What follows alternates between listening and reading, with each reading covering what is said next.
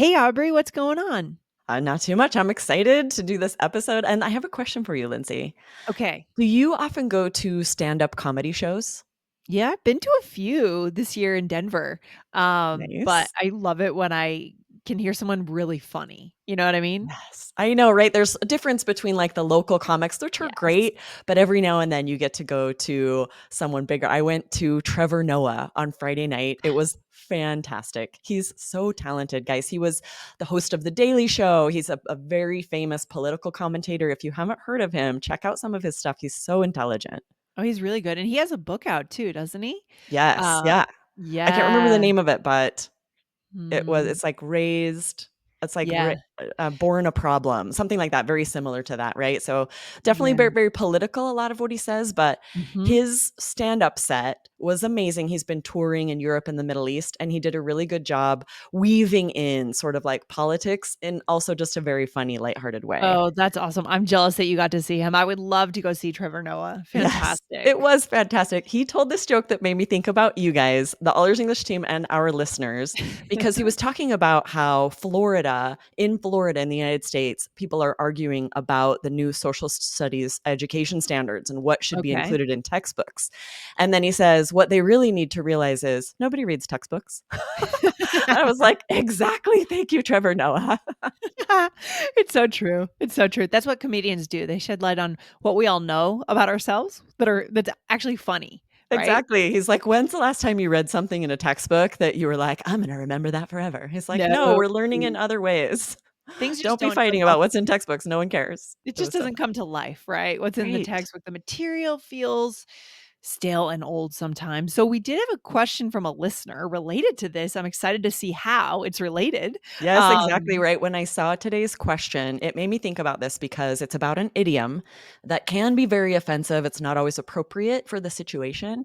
And that's one thing that you don't learn in textbooks. You might see lists of idioms, but not how natives actually use them to connect.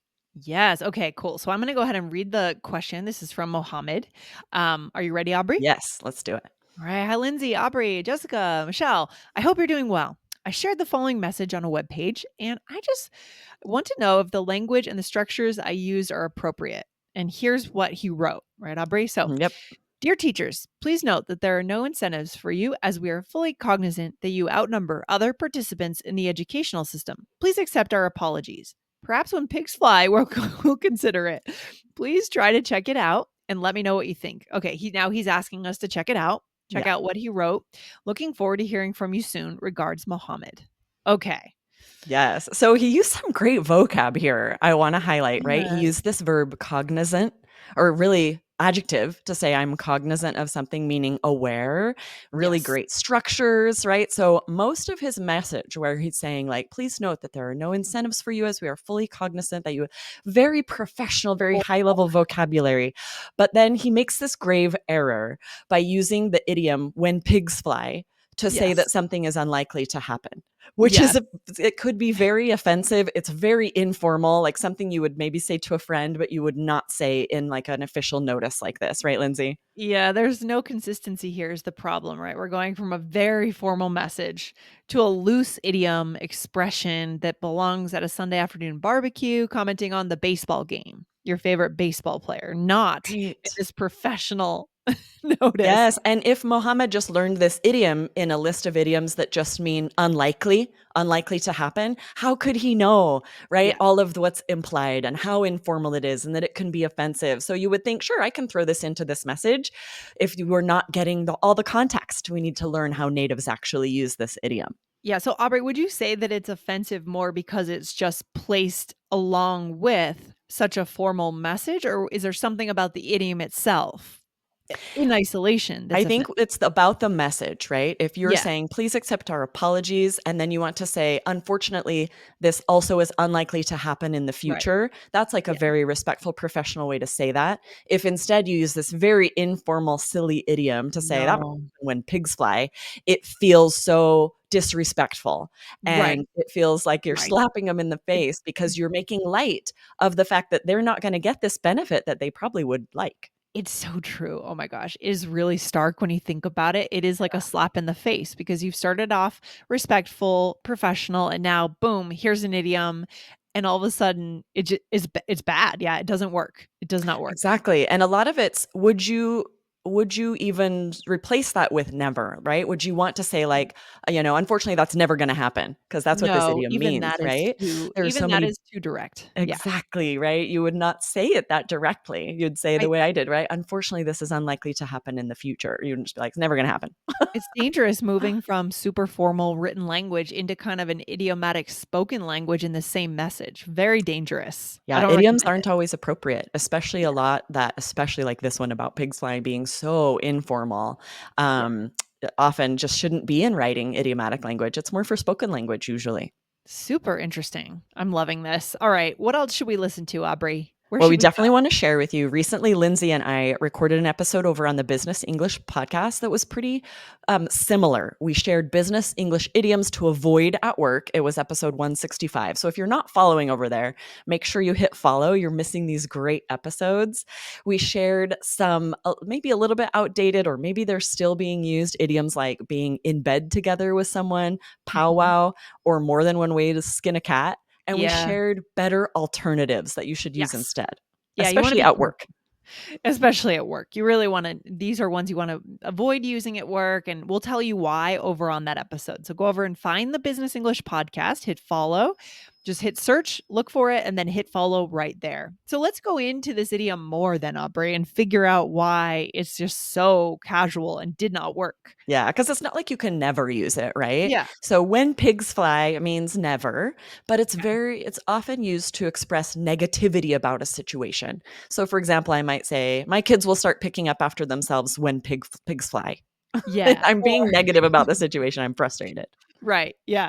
Or people are gonna stop eating fast food when pigs fly, right? So we're trying to raise the consciousness level of nutrition in our country, but people are still gonna want their McDonald's fries, right? Exactly, right? And it's used most often just as a response similar to saying never. So we're going to do a Right. little role play so you can see how that works. Yes.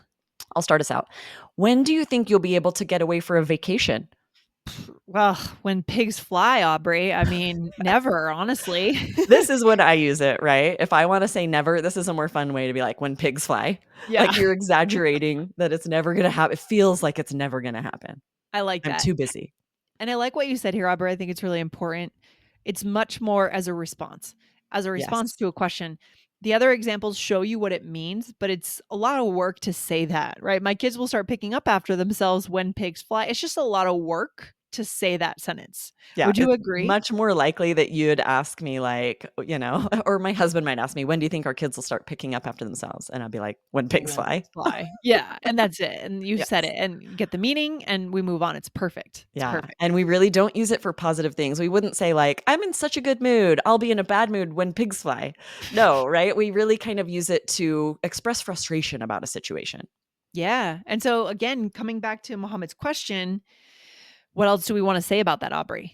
Yeah, we wouldn't want to use it, right? To let someone know that they're not receiving an incentive or they're not receiving a benefit and never will, Ooh. So, like we were saying, instead, we want to say something really professional and positive, like, additionally, we regret to inform you that it will not be possible to make these incentives available in the future. We have to really think about the level of respect, how something will be received.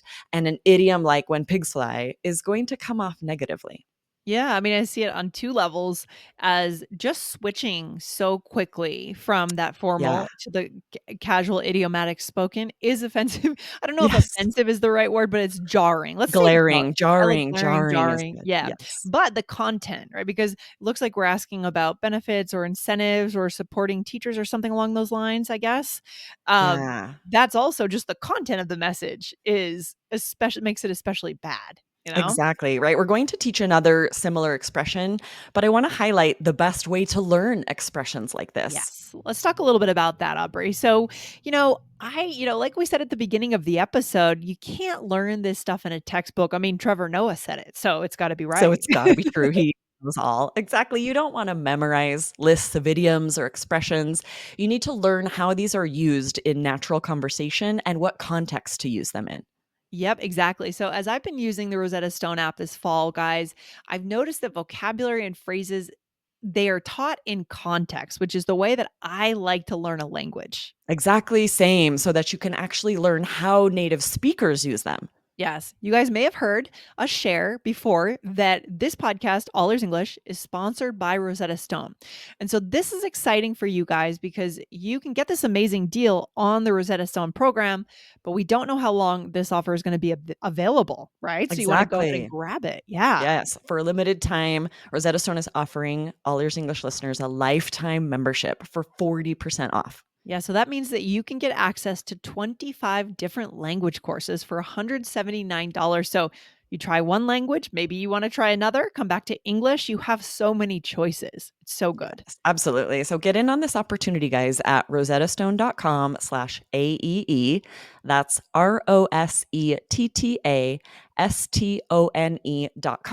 ROSETTASTONE.com/AEE. And go ahead and use that coupon code AEE. All right, so the next expression, Aubrey, which I love here, is don't hold your breath. I actually think that I use this one more I do than too. when pigs fly.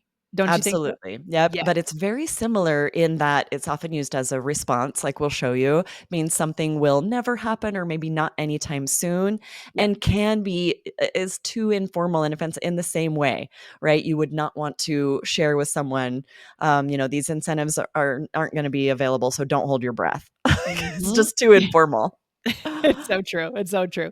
So, what would be an example sentence? Yeah. So like my daughter said she'll clean her room, but I'm not going to hold my breath. Right. So, similar to the example we used before with when pigs fly, but it just feels a little more modern, more relevant to me. Yes, absolutely. I hear this more often on TV and podcasts. We still use this a lot. Whereas when pigs fly, I don't hear as often. I certainly know what it means. I hear it every now and then, but Yeah. yeah, I agree. Don't hold your breath, I think is still very current. Yes, 100%. So, we have a tiny little role play for our listeners to see how this goes into action. Are you ready? Yes, you start us All out. right. I'm hoping Mike is going to move here. Don't hold your breath. He loves living in New York. Yeah. So, it's just something is unlikely to happen, right? Exactly. But such a fun, native, natural way to say that, right? Instead of being like, no, I don't think that's ever going to happen. It's fun to be like, okay, Yeah. don't hold your breath. It's a connection skill, Yeah, making sure people know what's realistic. It's just kind of fun. It's playful. It's good. exactly. Yeah. What's the takeaway today? Yeah, so this I think is big, you guys. I think if you're learning idioms just in a list, or a thesaurus will give you like idioms that are similar to a certain adjective or a certain word, that's dangerous because some idioms can be offensive or inappropriate in certain contexts, or they can be too informal for writing or a business message. So today's tips will definitely help you avoid problems like this. This is why you want to avoid textbooks, right? Learn with us instead.